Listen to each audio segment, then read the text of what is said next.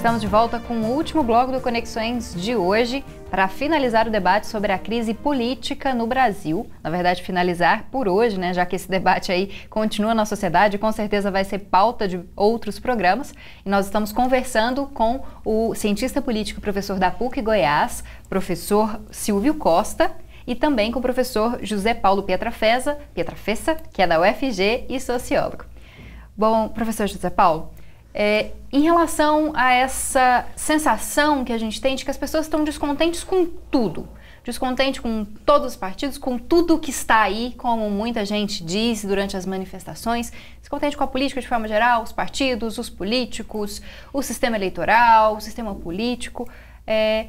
Por que esse descontentamento tão forte agora? E o que o senhor teria a dizer aí para os jovens, para as pessoas que ainda acreditam nesse sistema político? O que pode ser feito para mudar? Então, primeiro, é legítimo qualquer manifestação. A gente tem que tomar muito cuidado com as coisas para não achar que quando é manifestação de um lado é bonitinho, certo. Quando é contra, é feio e não serve. Então, todas as manifestações a favor ou contra o governo estabelecido são legítimas. O conteúdo dessas manifestações é que precisam ser um pouco avaliados do ponto de vista social, do ponto de vista político, econômico, etc. Eu acho que nós estamos vivendo mais do que, como falei no começo, mais do que uma crise genérica, a crise ético-moral que bateu nos partidos políticos e que esse agente social, muito importante, precisa ser resgatado. Então, temos que tomar cuidado, porque as pessoas estão sendo levadas por uma mídia de voz única no país inteiro a ter ódio de partido político. Essas pessoas deviam se perguntar, tá bom, tiramos esses partidos que estão aí, vai botar quem? Uma ditadura? A ditadura militar brasileira fez o que fez. Essa rapaziada nova, jovens que não viveram esse período, seria muito importante estudar um pouquinho. Até para poder dizer, como a gente vê em algumas manifestações, volte ditadura. Volte ditadura por quê? Com base em quê? Retomar a importância... Eu creio que é importante esclarecer também aos ouvintes, à opinião pública em geral, que durante o período da ditadura militar houve uma corrupção violentíssima. Uma corrupção que começou nos assaltos, na dilapidação das casas das pessoas que eram presas. Todos os seus bens, suas propriedades sumiam, eram presos e a propriedade, tudo que ele tinha sumia. Ademais, os cargos importantes do Estado brasileiro foram ocupados por militares. Então estão envolvidos em corrupção de forma muito profunda. Não há ditadura militar em nenhum país do mundo, não há registro na história mundial e na história brasileira que uma democracia sem corrupção. A ditadura está associada à corrupção, porque não pode se reclamar, não pode se fazer denúncia, não é? E agora se vai, não, então a ditadura militar, a volta dos militares é a redenção contra a corrupção. Eles são os grandes agentes da corrupção, foi da ditadura militar. Esses esquemas de corrupção que estão sendo denunciados hoje foram iniciados, a sua estruturação básica foi iniciada no fim da ditadura militar e se fortaleceu muito no governo do FHC, né, na década de 90.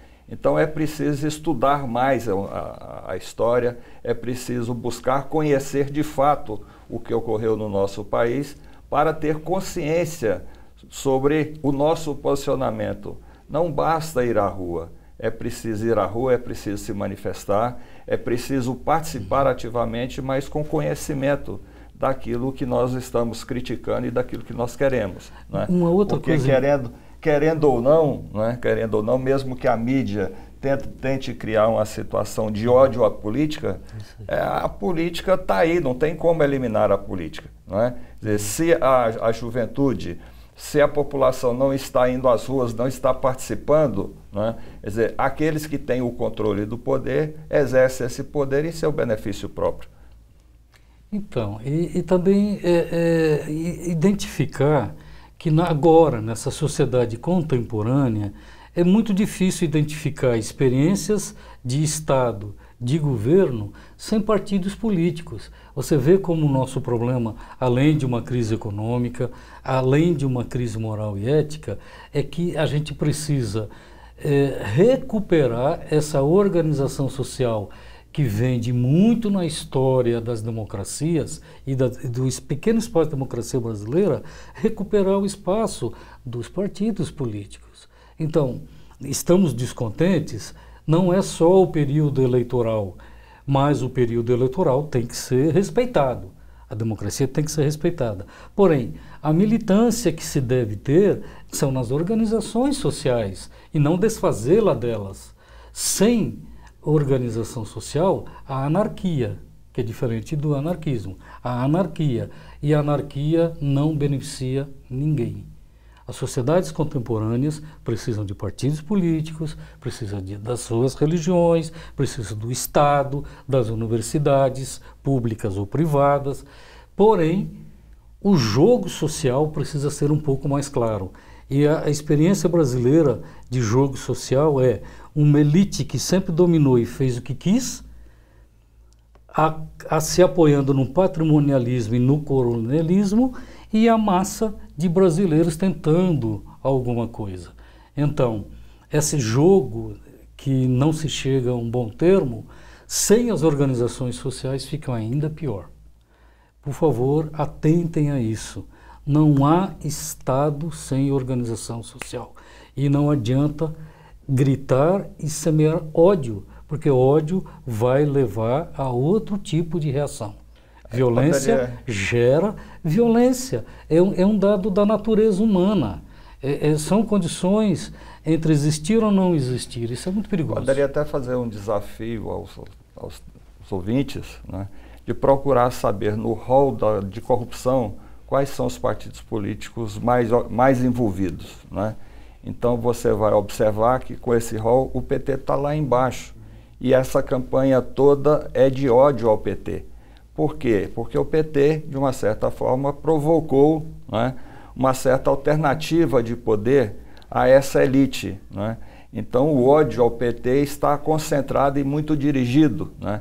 Porém não é o grande responsável por esse processo de corrupção, né? Acaba que um ou outro se envolveram nesse processo, né? Porque o esquema já estava montado, né? Agora, de fato, os maiores corruptos são aqueles que estão saindo das ruas e gritando: abaixa a corrupção, né? É o ladrão chamando a polícia, né?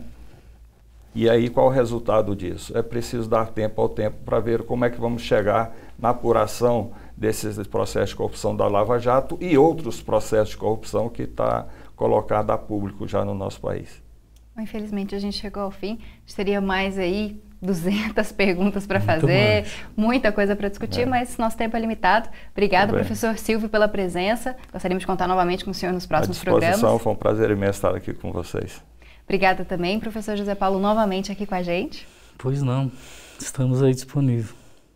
Muito obrigada, professores.